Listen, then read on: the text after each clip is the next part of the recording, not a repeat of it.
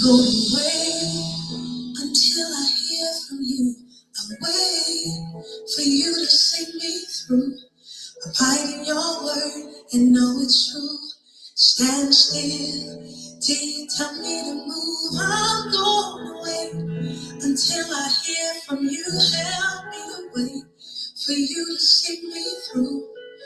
Abide in your word and know it's true. Stand still and wait until I hear from you. Lord, help me to wait on you patiently. And Lord, help me to see your face while I'm waiting. Say your word, be anxious for nothing. So I'll continue serving you. Yes, I'll continue praising you. I'm going away until I hear from you. I'm waiting for you to see me through. Hide in your word, you know it's true. Stand still till you tell me to move. I'm going away until I hear from you. Help me, Jesus, for you to see me through. Oh, hide in your word, you know. All right. Good evening. Good evening. Good evening. How are you this evening? Just getting my mind right. I love Nia Allen. One of my favorite songs, and just preparing for us to talk tonight as I gather my thoughts.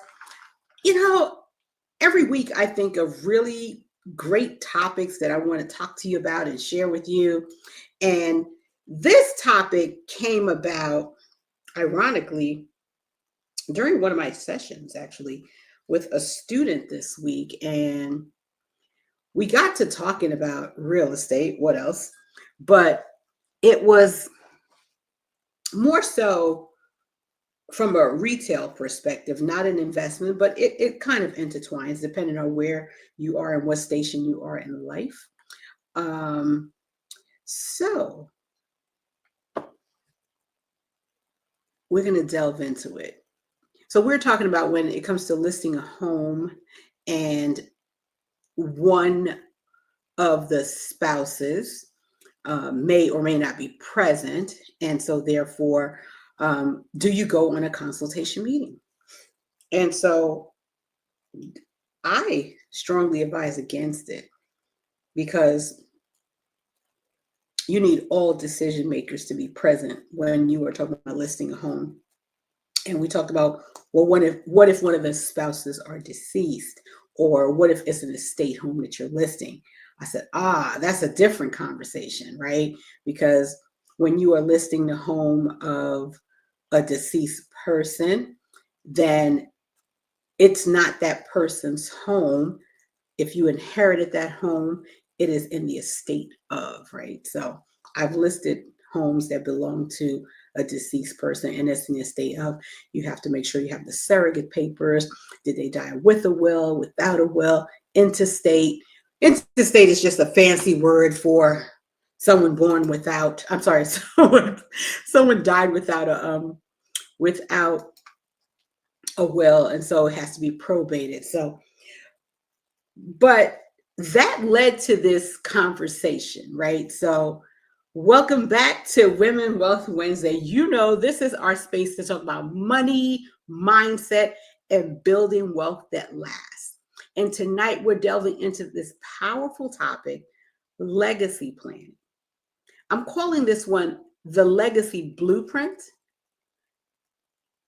protecting your wealth for the next generation.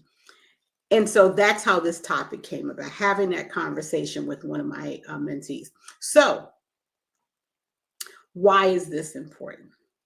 Well, we talk about building wealth week after week after week and all the different real estate investment strategies. And if you don't plan for the next generation in terms of how you are going to leave your wealth behind, then we're not really having a real conversation. Okay, so I want you to listen carefully as we talk about this topic. It's not a favorite topic for many people, but let me share with you, it's a very important topic. We're not just building wealth for today, we're building wealth for tomorrow's women, for our children, our nieces, our community. So listen, drop in the chat. When you hear the word legacy, what comes to mind for you? Is that something that, you know, that resonates with you? Is it family? Is it freedom? Let me know. Because for me, it's all of the above. It's all of the above. Because here's the truth. Legacy isn't just about money. It's about what we leave in people, not just what we leave for them. Okay, so it's not a topic that's going to be exhaustive, but because of the conversation that I had with my mentee, it really triggered a lot for me. So I said, you know, why not talk about this on Women Wealth Wednesday? It'll be a 3-part topic. It's a short topic, but a powerful one. Powerful because it's thought-provoking, and it's going to have you think of what and why are you building. So part 1 is why every woman needs a will or a trust. And I'll share my journey with you. I have a thoughtful husband who is always thinking of me. And I want to pull up this document that that is part of my journey and our legacy. And he had me think about this several times over. And so for me, it was something that I needed to create. So this document that I'm still building it. I'm still building it, but it's the planner for he and I. It's the end of life planner. Now you saying this is such a morbid topic. No. Because when you pass on and you transition and you're no longer on this earth, and you've put this massive portfolio together and you built this wealth, who is going to manage that? And if you don't leave clear instructions, not just in the form of a will, but if you don't leave clear instructions, and my document is 119 pages. You're like, whoa, Gladys, that's a lot. Yours doesn't have to be this extensive. But let me just share with you some of the things that I have in my document. So it's called End of Life Planning, and it's not a unjoyous occasion. I'm making plan for my children and the asset that I am leaving for them and the asset that my husband and I have put together. So therefore, there are clear instructions. There are no confusion as to who gets what and what's left over. But what's even more important is who's going to manage that for them. You hear me talk about all the time, I have a son with special needs, and that requires a special trust.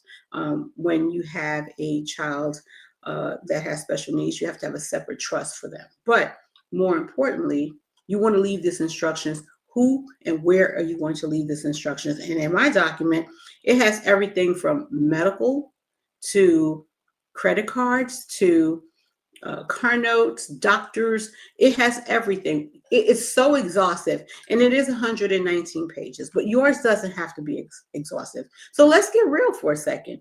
How many of us actually sat down and created a will or a trust? You can be honest. Most people avoid it because it feels morbid, it feels complicated.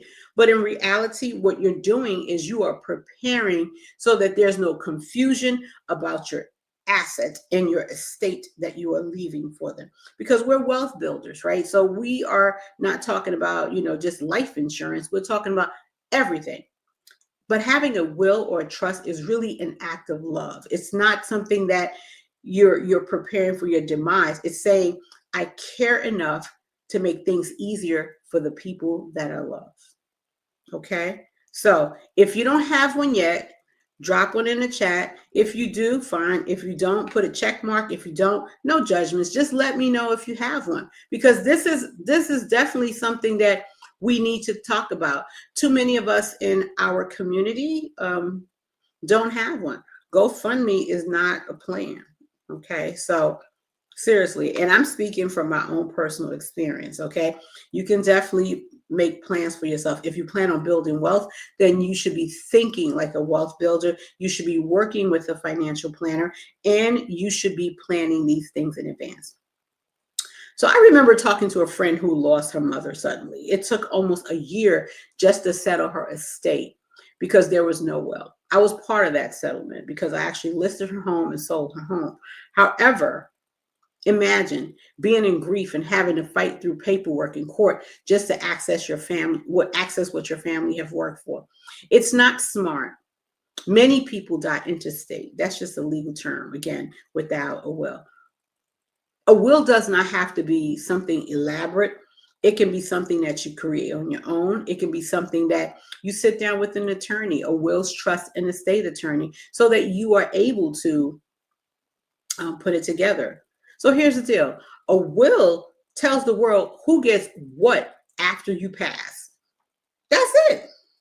A trust helps you control your assets while you're alive and after. Plus, it helps you avoid probate. Drop a heart on that. You can buy a home and put it in a trust.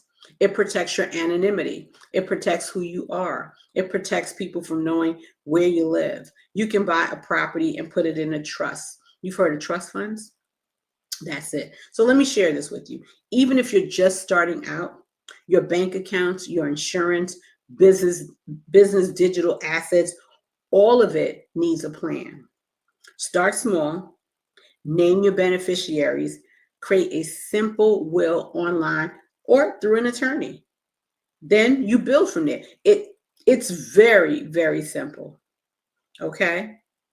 So that's really the beginning of building your legacy, building your wealth.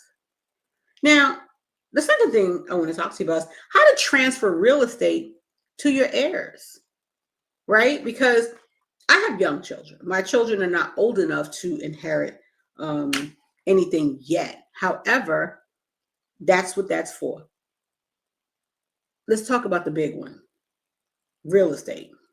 Because so many of us, that's our biggest asset, right? So if that's our biggest asset, why would you leave it for naught and not protect it? Why would you leave it for naught and not have succession planning for who is the next person in line to get it? You know, that just doesn't make sense. To pass away and leave an asset, let's say there are several siblings, 5 or 6 siblings, and you are one of those 5 or 6 siblings. If your parents didn't leave a will, who gets that property? Well, according to the law, everyone gets a fifth or a fourth, whoever's there. But you have to now go through probate. I know women who've worked 20, 30 years to pay off their homes, only for the kids to end up losing it to taxes or court battles because nobody knew how to transfer ownership properly.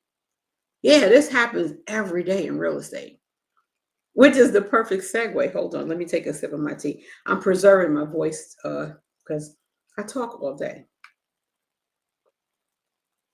So, to make it simple, taxes. Taxes can let your property go into foreclosure. That's what tax liens and tax certificates are all about, right? They're waiting and hoping that you don't claim it. So they're paying the real estate taxes on their property because it's just sitting there, sitting there, sitting there. So you hear me talk about how I wholesale deals and how I fix and flip. That's usually how I get my properties, through delinquency. Somebody foreclosed. You sit and you wait and you wait and you wait. Eventually, they don't pay.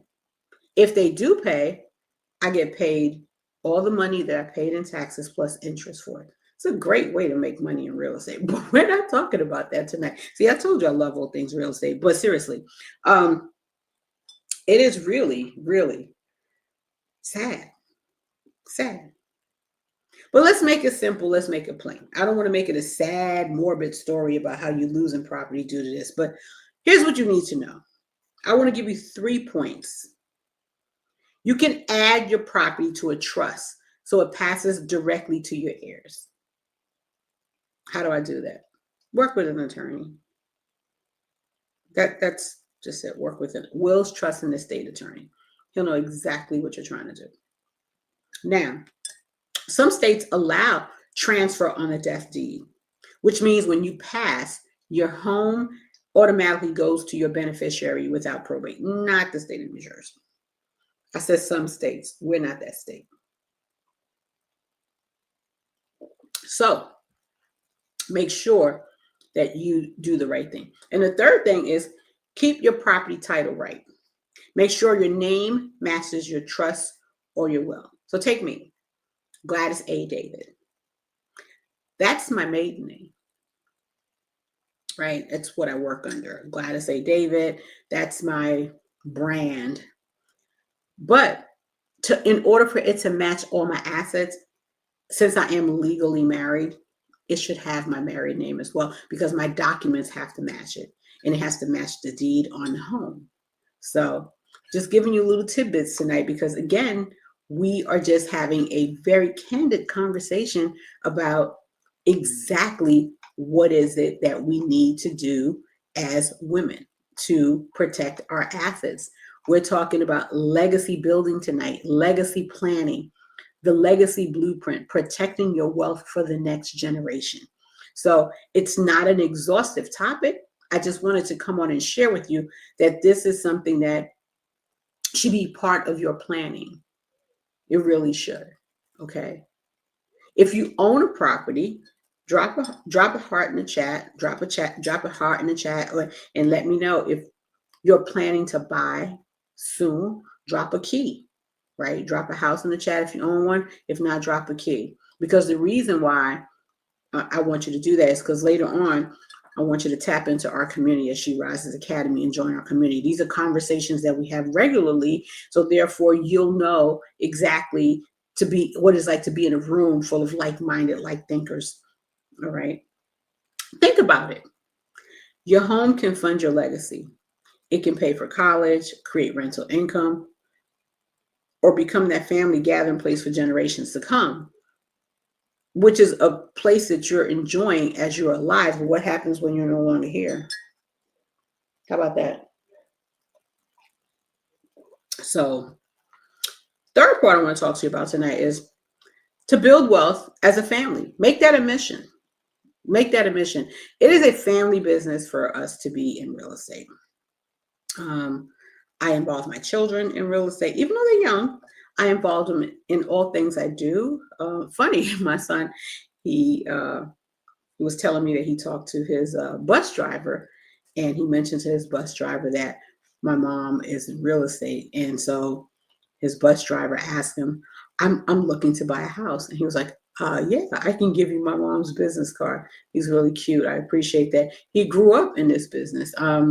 Ever since he was a month old, I was fixing and flipping. So he would come with me in the car, and I would keep him inside the car when I go and look at properties. It was safe, y'all. Don't judge me, but it was safe. So he's a part of my journey. So we would just go and look at properties, and he would be in a car. And as he got older and riding the school bus, he would always look at things that I look at. He would tell me, Mommy, I saw a house today. It had a lot of high grass. I think that house is available for sale. So he has a really good memory. So I would ask him, where did you see it? Look, he was my bird dog. Little did he know he was bird dogging without bird dogging. But in all seriousness, he was helping me out. He would look out for me, which is great. He was my bandit sign, right? I didn't have to have it. He would always write, and he had great opportunities to, because his bus ride was about 35 minutes away. So he passed through several towns and he would be a part of it. My daughter equally is a part of that journey as well. She's growing up in real estate. So it's a family affair. My husband, he's in real estate. So anyway, it's a family affair. So let's talk about it, because legacy isn't just about what we leave. It's about what we build right now. So that's what I'm saying. When you build it right now, I always say wealth it isn't a solo project. It's a family mission. When the family understands the mission, you create a culture of wealth. So my family understand that, Women Wealth Wednesday is something that I do. My family understand that Women Wealth Wednesday is a part of our lives, and I am given the opportunity to come on and share with you and have that opportunity. And so it's my way of giving back to the community that I love and serve. Okay. So here's some things I want you to focus on in your own family, right? So as you're building out your legacy and your wealth, start having family wealth meetings. Talk about money openly. So this summer, I enrolled both of my children in financial literacy. Now, they do take financial literacy in school, but however, I wanted them to have the blueprint. Okay, so the blueprint for me is me teaching them so that way they'll understand. Even the 8-year-old, she has her own financial literacy. In fact, they would all sit here and gather in my office. We would have family meetings and we would have discussions. You guys heard of Green Point where you can put money on a credit card. So for chores. So that's all part of money management. We talk about the 70-30 rule. So what's the 70-30 rule? So 70-30, 70% of their income is for their expenditures, and 10% is savings, 10% is tithing, and 10% is for a business. An 8-year-old with a business. Yes. Even the 14-year-old. So let me share with you. It's not being really crazy, but when you are building and talking about wealth around your children, it's important for them to understand how money is earned. Money is not given, money is earned. And so if they're around this type of wealth, they need to understand that everything we do is earned. So talk about money openly. So when they do go to services on Sundays, they have to put in their tithes. So they have to put money into their savings. And what business are they planning? Well, right now, they were discussing, the two of them were having a discussion about starting their own car wash business. It didn't fruition this past summer, but it was a good conversation. And since my husband is a business owner as well, he gave them some really good pointers. So have open conversations, not just with yourself, but with your family, and be very candid about those conversations. And I like how they're thinking because they want to start their own. And that's great because even at the ripe age of 8 and 14, they're seeing that it's going to take a lot more than a job for them. Share your goals, teach your kids how money really works. And so I'll give you an example. We go out a couple Sundays regularly, and they have their money from their spending account, and they bring their spending account money with them. And guess what? With their spending account, when we do go out, I make them pay for their own things. Why is that? Because I'm cheap? No, it's because I'm teaching them. So we'll go to the dollar store. That's one of our favorite places to hang out, Dollar Tree. They get all kinds of tchotchkes in there for $1.25 or whatever the price is these days. But it's not even about what they're buying. It's about how they're spending their money and how it works and understanding taxable versus non-taxable. My daughter, she loves LED lights. So we went to the dollar store so she can get LED lights. And she didn't realize that just because it said $1.25, it didn't mean it was going to cost her $1.25. So I had to explain to her that there's tax. And she said, "Who's tax?" I said, "Yeah, state of New Jersey, 6.625. So it came out to $1.32. So she had her $2. And so that's my teaching moment. She had her $2. I told her, give the lady your $2. She's going to give you back your change. Count your change. That's how money works. Then she also bought a pack of bubble gum. Now, the pack of bubble gum didn't get taxed because it's considered a food item. So she said, "Well, why didn't I get taxed for that?" Again, that's the teaching moment. So both of them are responsible for managing their own money when we go to store and counting their own change. So it's never too soon to start teaching them and understanding financial literacy and investments. For example, my son wants a new bicycle. So I said to him, in order for him to get a new bicycle, he's going to have to save for it. So hence there's that 10% savings from his allowance that he needs to be saving for. Now I will help fund it, but I have to see what he is initially going to be able to do on his own. Because again, money is earned, not given. All right. Create a family wealth statement. Like, our family use money to create freedom, stability, and opportunity. When you create that wealth statement, put it someplace visible. Our visible board is actually at in our mudroom, because that's like our station area where all information gets transferred from. So yes, that's our family mission. Our family uses money to create freedom, stability, and opportunity. It's a great place to put it because they go in there every day and they see it. And they know that in order for them to get something, they have to earn it. So it's very, very simple. And of course, it's a family affair. I shared with you that we build together, build together in your family. Build together is very, very, very good, because did you know that if you hire your children, they can actually be a tax write-off as well? Listen, I will bring in a tax expert to one of my Women Wealth Wednesdays so we can have the conversation on how your youth can actually get a paycheck if they work in your business. Yes, it's legitimate. It's a tax write-off. So build together.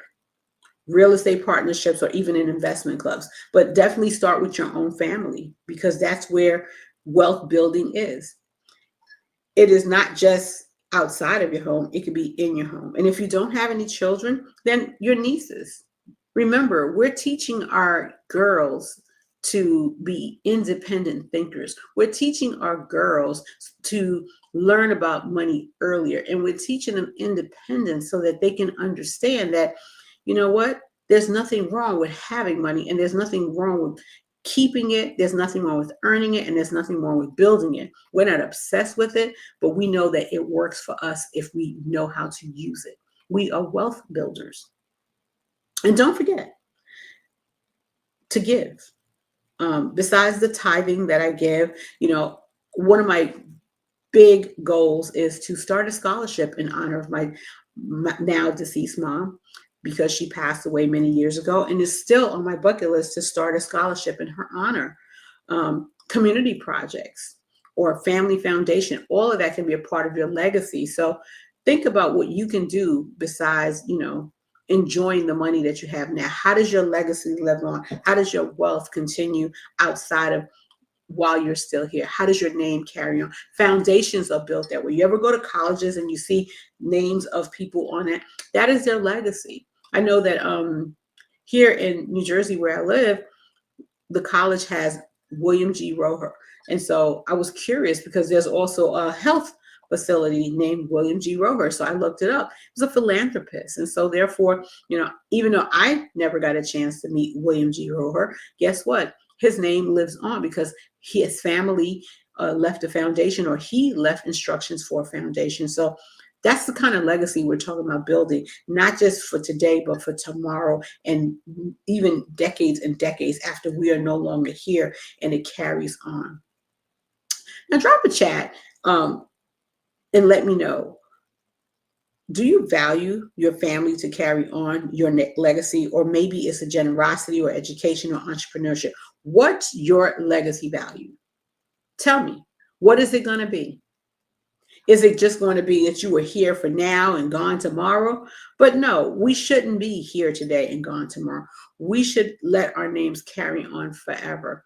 Like I said, I'm still working on the scholarship in honor of my mom. I would love to start a foundation, and why not?